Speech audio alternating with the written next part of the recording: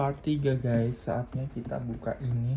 Kalian bisa lihat tuh di belakang aku udah punya guys, sama persis aku udah punya warna kuning. Jadi aku mohon banget ini tolong jangan warna kuning dong. Wishlist aku sih biru guys, atau yang hitam putih ini loh, biar bisa aku pakai gitu. Atau coklat juga nggak apa-apa, atau secret boleh, secret hijau. Seperti biasa nanti aku lihat kartunya dulu ya guys. Lah, mana kartunya? Kartunya di dalam ya? Aku lupa guys.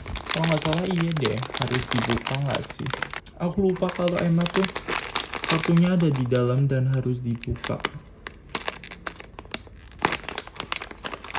So jadi, dapet yang aku mau sih, at least dapat si putih.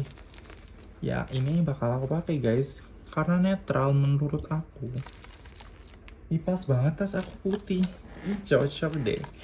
Senang aku kalau gini, senang deh dapatnya warna putih kan. Thank you guys, thank you so much for watching. Bye.